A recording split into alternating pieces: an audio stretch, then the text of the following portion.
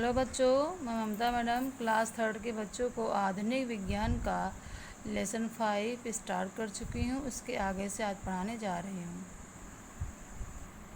Hello बच्चों, मैंने आपको इसके पहले टर्न पे पढ़ाया था श्वसन क्रिया। श्वसन क्रिया में ब्रीथिंग लेने के सिस्टम के बारे में मैंने बताया था। आज मैं आपको पढ़ा रही हूँ डाइजेस्टिव सिस्टम, पाचन तंत्र। डाइजेस्टिव सिस्टम का मतलब होता है बच्चों कि हम खाना किस तरह से खाते हैं और किस तरह से खाना मेरे पेट के अंदर डाइजेस्ट होता है, पचता है। तो पहले तो हम खाना मुख में लेते हैं, जो सबसे पहला क्रिया होता है। खाना अब हम मुख में लेते हैं, फिर वो खाना आहार नाल में जाता है, फिर अमाशय में, अमाशय से फिर आंत में, फिर आंत के बाद फिर मल द्वार से में होते हुए प्रक्रियाएं पूरी करता है। फिर इसके बाद क्या होता है, पहले तो हम खाना को खूब चबा चबा के खाते हैं, खूब छोटे छोटे टुकड़े में करके खाना चाहिए बच्चों। और जब हम छोटे टुकड़ों में उसको कर लेते हैं तो फिर उसको निगल जाते हैं, जिसको कि हम ग्रास कहते हैं। ग्रास के रूप में इसको निगल जाते हैं, फिर आहार नाल से होता हुआ अमाशय तक जाता है। और इसी अवस्था में भोजन छोटी आंत तक पहुंचता है और भोजन के पाचक रसों द्वारा पचाने योग्य बनाता है। और उसके बाद क्या होता है बच्चों, पचाए हुए भोजन का जो उपयोग भाग रक्त द्वारा अवशोषित कर लिया जाता है और भोजन का बचा हुआ शेष भाग अपशिष्ट पदार्थ कहलाता है, जो बड़ी आंत में मलाशय से होकर मल गुदा के द्वारा वो बाहर शरीर से बाहर निकल जाता है। मल के माध्यम से वो बाहर निकल जाता है।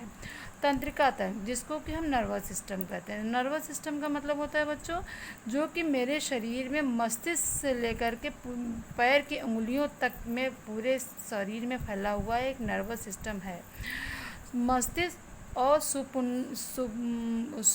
सुमन्ना नाड़ी तथा नसों से मिलकर तंत्रिका तंत्र का निर्माण होता है। मस्तिष्क में हम मानव शरीर, तो बच्चों मस्तिष्क में हमारे क्या होता है, सुषुम्ना नाड़ी होती है, जो कि नसों से मिलकर तंत्रिका तंत्र तक का निर्माण करती है। मस्तिष्क मानव शरीर का नियंत्रण केंद्र है। हमारे शरीर में सबसे पहले कोई भी अगर जानकारी मिलती तो सबसे पहले वो कहाँ जाती है, मेरे मस्तिष्क में जाती है, माइंड में जाती है, दिमाग में जाती है, और यह खोपड़ी के अंदर स्थित होता है।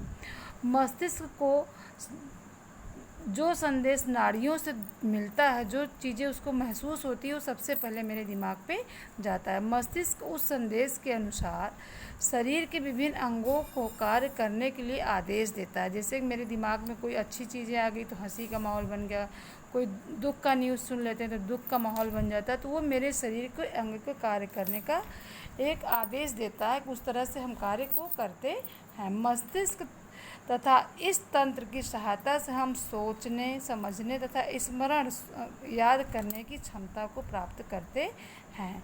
तो बच्चों आज मैं इतना पढ़ाऊँगी, इसके आगे कल पढ़ाऊँगी। Thank you.